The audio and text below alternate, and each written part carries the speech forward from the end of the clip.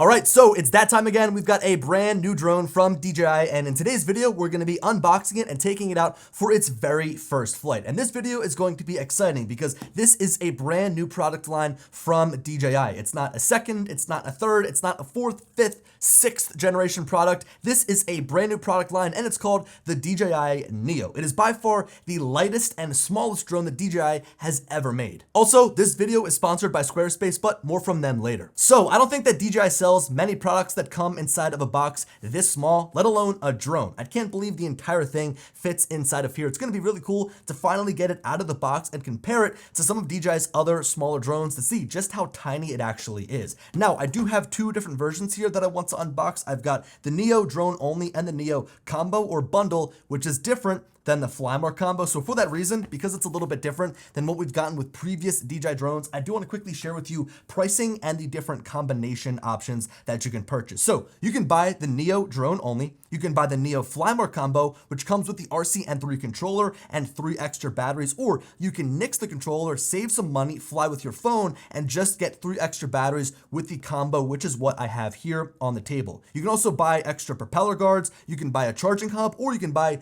extra propellers. So yeah, this unboxing should be fairly bare bones. It seems like you don't get all the bells and whistles you might get with a Fly More combo of the Avata 2, the Air 3, or one of DJI's Mavic 3 drones. In fact, if you look on the back of the box here, the drone itself comes with, of course, the NEO. You get the battery, the propeller guards, spare propellers, a screwdriver, a Type-C cable, and of course, the manuals. And inside of the bundle, this is not the Fly More combo, we've got the NEO, we've got 3 batteries, we've got the propeller guards, the charging hub, the spare propellers, screwdriver, Type-C cable, and the manuals. Okay, I am absolutely dying to see just how small this drone is.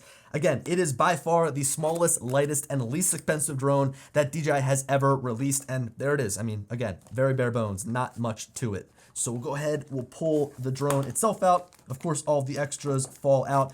Really, I'm not too worried about all of that stuff because I just want to see how small the NEO is. You can already tell, look, that thing is palm sized. It of course comes wrapped inside of this plastic. We'll peel it off and voila, there is the drone itself. It's basically a mini Avata 2. That's kind of what I would call it. In fact, I have the Avata 2 sitting right here. To put it next to it, to compare it in size, I would say it's maybe a third the size, and it's definitely lighter, and you can tell that the battery is there in the back. But look at those two drones side by side. Definitely a similar design, but the NEO is very, very small. So, I mean, look, the NEO itself just comes with the drone. The battery is already in there. It actually looks like the battery itself is part of the body of the drone, so it doesn't slide into, say, a tube style, compartment. It's actually the body of the drone as well. So it sits on the battery underneath of there. It's already lodged in the drone, and inside of here, it looks like we get all of the extras. So we have in here probably the Type-C cable. Man, that's really lodged in there. We've got the spare propellers in there. We've got the Type-C cable and the screwdriver. Cool.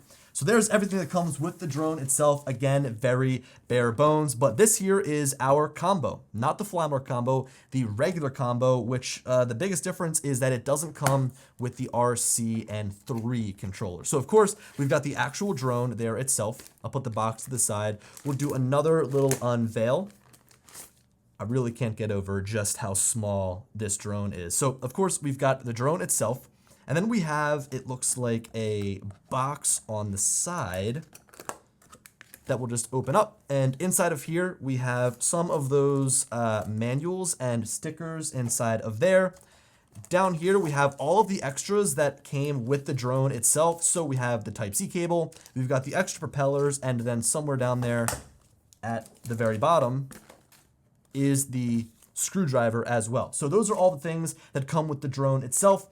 All of that is similar. The only thing that you pay more for with the combo is the charging hub and extra batteries, which I think is a no-brainer. I mean, everybody that flies a drone should probably go and pick up some extra batteries. It's basically a little tiny Avata 2 and Air 3 charging hub case. It seems like they're kind of going with these sleeves where the drone fits inside of the entire hub, which is kind of nice. So we can take this out. We'll just pinch the bottom.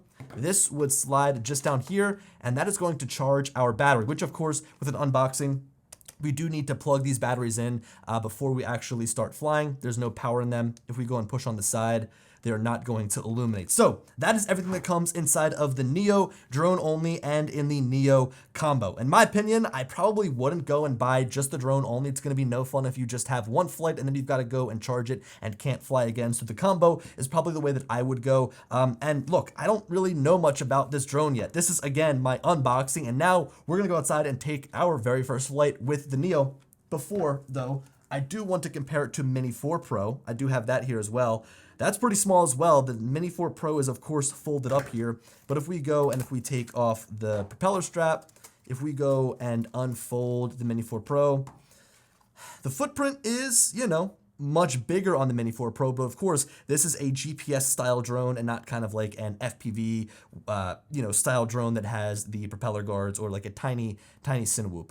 What do they call them? Not a Cinewhoop. The Cinewhoop is, of course, the Avata 2 Tiny Hawk. It's like a little Tiny Hawk. So cool. Okay, now I want to go out and actually take our very first flight with the Neo here. I almost wanted to call it the Avata 2. We're also going to be doing our first tracking flight. So this is going to be no controller. It's going to be using our phone to have this thing follow us autonomously, which is kind of what it was built for. You can actually control it, I think, with just the button here. But look, let's get outside. Let's boot this thing up. But first, a quick word from this video sponsor, Squarespace. Squarespace is my all-in-one tool to share and manage my content. The layout that I've chosen gives me the ability to share my videos, photos, and general information with my audience on my own terms, so I get to choose how it's displayed. After choosing from one of their many templates, I was able to fully customize the experience quickly and efficiently with the new Fluid engine that makes building out your website a breeze. All the elements that Squarespace offers gives me so many different options to feature the images and content on my web pages. This also makes my website easy to maintain over time, so I can spend less time updating my website and more time creating. Squarespace also offers flexible payment options to users that decide they want to sell goods through their website. In my case, it would be prints, presets, or anything else photography related. To keep on top of how my website is performing, Squarespace's analytics go in depth so that I can see how much traffic my website is getting, what area of my website is being viewed the most, and I can see which web pages and which content is performing the best. So a big thanks to Squarespace for sponsoring this video and helping me display my work online for over half a decade.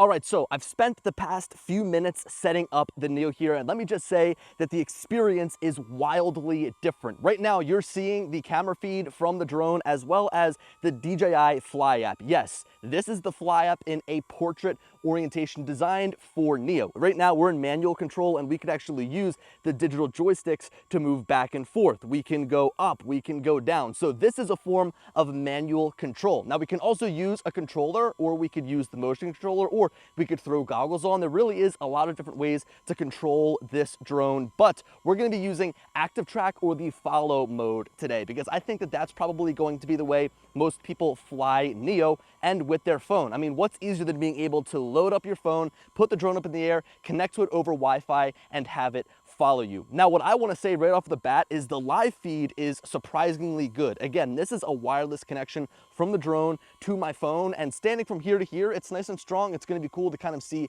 how that connection fares over time as we actually go and start to fly the drone or have it follow us. But do you remember old DJI drones like the Spark and the Mavic Pro that would use the follow mode, and you would fly with your phone? It usually would break up even if I was just this far away. So this signal seems to be very strong. Okay, so in order to switch over to follow mode, I do need to stop recording.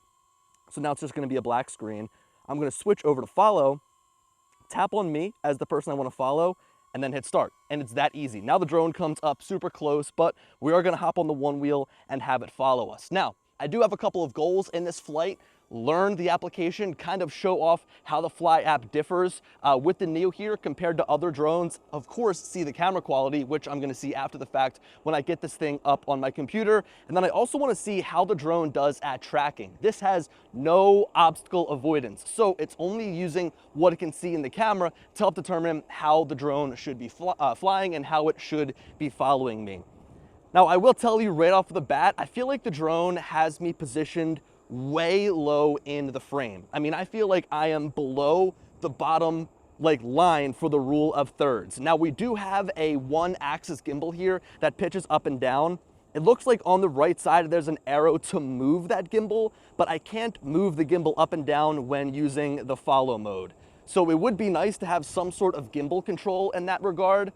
And digging through some of the settings, I do think we have some different following options that we will try here in this video. But yeah, the drone is using everything it sees through the camera in order to avoid and dodge obstacles, which is pretty impressive. Now, I know that Active Track works great in all of DJI's other drones. I've had really good success using it in the Air 3, the Mavic 3, the Mini 4 Pro, but this is an entirely different drone. It has a one-axis gimbal. It's designed like the Avata. It has the propeller guards built in. So in some case, I feel a little bit better about this drone that's less expensive following me in the event of a crash. Like if it were to hit one of these tree branches, I feel like I could just walk over, pick it up, dust it off, and then go on my way and continue to fly. Now, I will say that the top speed of this board is about 12 to 13 miles an hour, and I'd say that I'm probably doing just under that.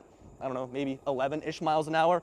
And the drone is doing a good job at keeping up. There is a little bit of lag there in our video feed, but for the most part, being this distance away, the drone is doing a really good job at keeping that Wi-Fi signal nice and strong.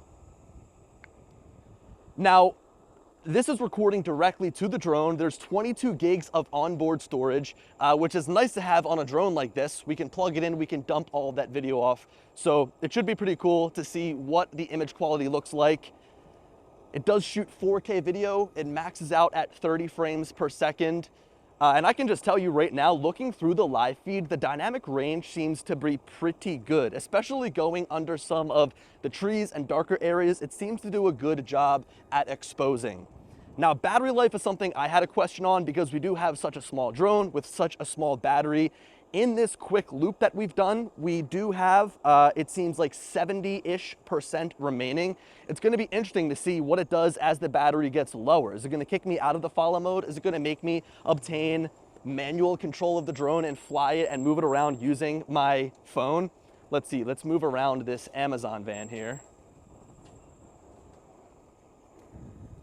I'm gonna tell you what, I've got a pretty good speed here moving. It's doing a good job at keeping up with me. I find it interesting that DJI calls this follow mode and not active track. I wonder what the difference between active track and follow is in this sense. Okay, so we're back to our starting point now. I want to do a little bit of tweaking here. So in order to do that, I'm gonna have to press on stop here on the screen. So press on stop. It's actually gonna kick me out of the recording now. So now you're just kind of seeing the screen recording. If we go and if we press on the settings in the bottom right, and then there is the follow mode here. We can choose to have it follow us low, flat, or I guess medium, and then high. And then we can also choose our follow distance, close, medium, or far. So for this, we were flying with medium and flat. What I think I'm gonna try to do is switch it to far and low. Why not? Let's give that a try. It should be pretty interesting. I do wish that within here we could choose our gimbal pitch because I think that that is such a missed opportunity. All right, so go fly. We'll press on start. So now the drone is following us low. You can actually see the drone lower down and it's still keeping me so far in the bottom of the frame. I really wish it was giving me the option to choose here. Okay, so we'll jump on the board, start moving along here. Now remember, low and far. So let's see how this round is going to differ with the drone following us. It's definitely lower, I can tell you that. Looking and turning around, I can see that. It does have two sensors underneath of the drone, so it should be able to determine its height using those vision positioning sensors. Those are the only two sensors on the drone. And yeah, look, that is definitely lower, but we're getting so much sky. Really quickly, I'm gonna press on stop here, and I'm going to go to the settings. This is like a totally different experience. I'm gonna go to here. I'm gonna choose flat and far. Let's give that a try. Go fly, start. Okay, so this app experience is very different, but I think for the Neo it works. I think that if there was any other drone that relied so heavily on manual flight, that an app like this wouldn't make much sense. But I think that for a drone that is so heavily rooted in autonomous flight, a portrait app makes so much sense. It's easy to hold like this. If I'm riding a bike, I can easily put it into a bike mount and mount it, you know, in a portrait landscape. Now the drone is definitely further away than in previous flights. And again, I am just so far at the bottom of the frame there. How's it going? Let's see. It's doing a pretty good job. Now I can actually take manual control down here, gives me some manual controls, but there's no gimbal control. Let's see, I could try to move the drone up. If I do it, yeah, there it goes. So it's going up now, it's changing its follow height. That actually looks good now. So maybe a higher follow height might be better. But I love when the drone is down lower and is able to try and make, is like right in the action. I think that that is super cool. And I think the Neo would be great for that because it's so small and so lightweight.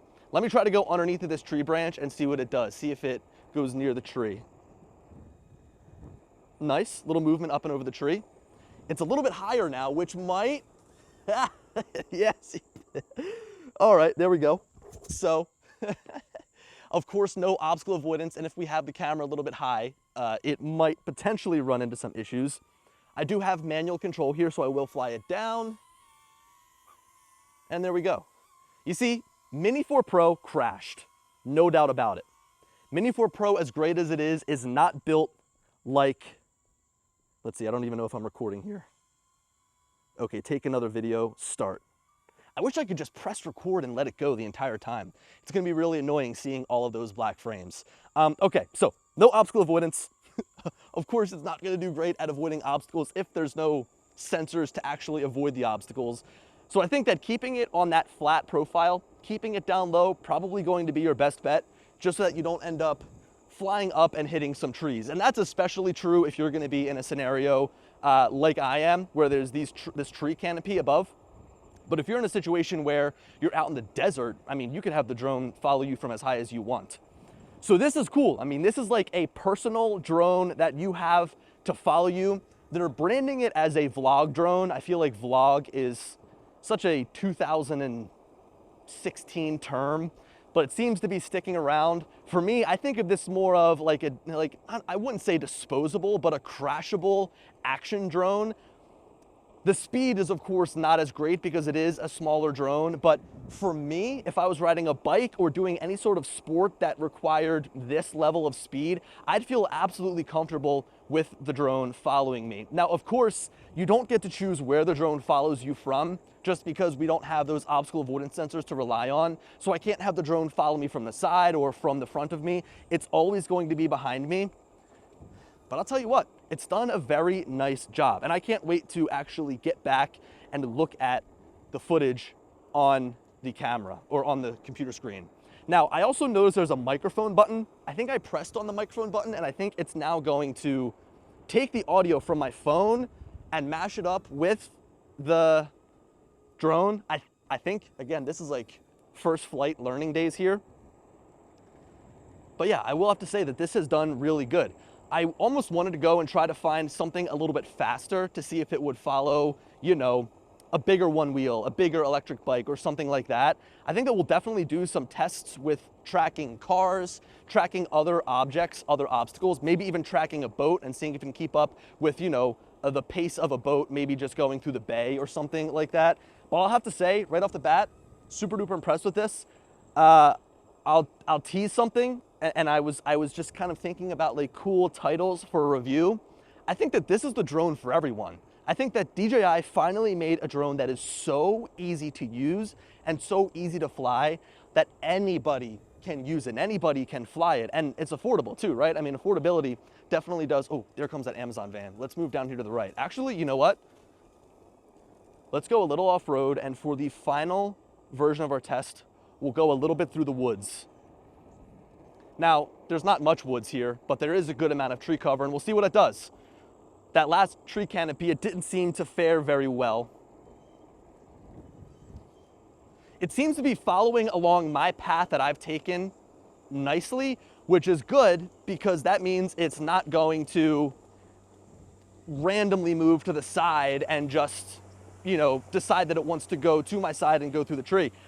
That was pretty good. I mean, you know, if you're going down some sort of path or some sort of trail and it continues to follow your movements down the path and down the trail, you should have really good success. Now, this by far is not the hardest. Oh, look at that. It says aircraft battery level low. I wonder what it's gonna make me do. Let's run this battery all the way down and see what it does. Because I'm assuming that its home point was back where I took off from. It would really be a shame if it tried to go home here because we're underneath a bunch of trees. But then, like, will it kick me out of follow mode? Will it make me take manual control with my phone? You better believe that if this thing tries to fly home, which is, I would say, about 1,500 feet away, I'm going to lose signal from the phone.